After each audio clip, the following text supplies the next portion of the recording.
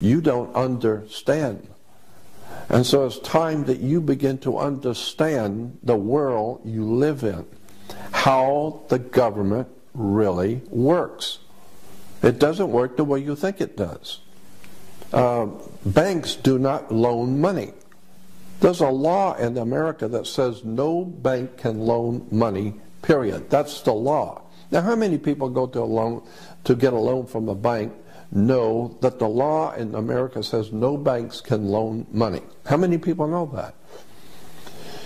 So once you begin to understand that banks don't loan money, I mean, think about it. Just reason for a moment. Suppose I put my $100,000 of my money into a bank, and 2 days later you come in, want to buy a boat for $200,000 or $100,000, and the bank is going to give you my $100,000 to buy your boat. No possible way is that going to happen. Banks do not have the authority to take my money and give it to you. And if you don't pay, then what? I just lost my money because they gave you my money. That's not the way banks work. Banks do not loan money. The way it works is very simple. Suppose you're buying a $30,000 car, $50,000 car. That car, first of all, has to be appraised by a state-approved appraiser. So you have a government appraiser appraise the car for its value. And let's say it's $50,000.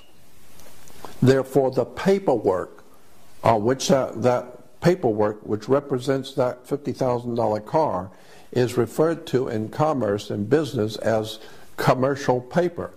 And that piece of paper represents $50,000 in business.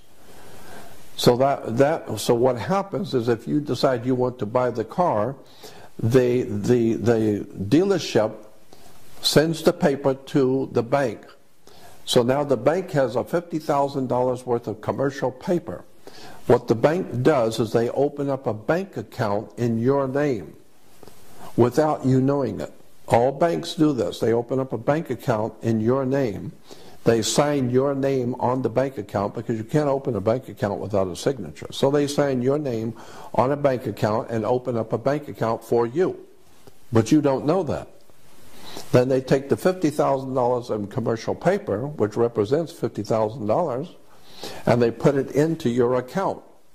So now you have a bank account in their bank with $50,000 in it. And then they take that bank account and they write a check on that for you. So the first check for the first $50,000 they write for you, and they sign it for you and give it to you so you can give it to the dealer. So you think that the bank has loaned you $50,000. No. The bank merely gave you credit on the commercial paper which they are holding. They are confirming that they have the $50,000 in the bank with the paper. They're holding the pink slip. Therefore, they will give you a credit of $50,000 based on your commercial paper. So they didn't give you anything. You gave them $50,000 on commercial paper. They just gave you a credit, and so that's the way it works. There is no money changing hands. Now let me give you another example that's even easier to understand. Suppose you were a painting contractor, and I hire you to paint my office, and you tell me it's going to cost $100 to paint my office. Well, the way it works in business, in commercial business, is that I agree to your bill of $100. So when you're through with the job, you come to me and you give me a bill. And the bill is for $100. The same thing if you go to Sears or any market or whatever and you buy something, they're going to give you a bill. You're expected to pay it. All right, so you as a painting contractor have painted my room. When you're through, you give me a bill. And the bill I read is $400. I reach in my wallet and I pull out a $100 bill and I give it to you. Now you have been paid because I gave you a $100 bill. No, I didn't pay you anything. I paid you nothing.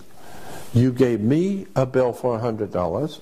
I reach in my wallet, I give you a bill for $100. It's called a $100 bill. So now you owe me $100. It's a bill. Look on the $100 bill, and at the top it says a Federal Reserve note. It's a bank note, meaning you now owe me $100. It's a bank note. And so if you had given me a bill for $20, I give you a $20 bill. So all we're doing is just exchanging bills. That's why banks are called banks of exchange. So we're just exchanging paper. Nobody has bought anything.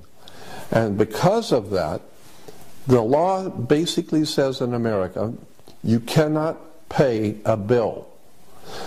So understand, when you say that you've got a bill that you have to pay, you cannot pay a bill in America. That's the law.